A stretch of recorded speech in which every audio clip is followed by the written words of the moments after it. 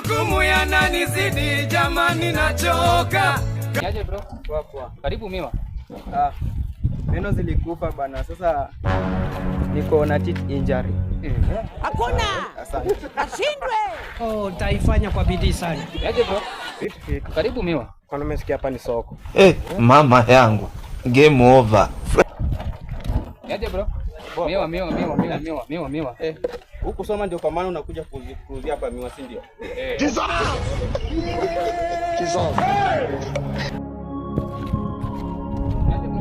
Poa. Karibu Miwa. Hii labda ni bebe hapa. Tonda wazi.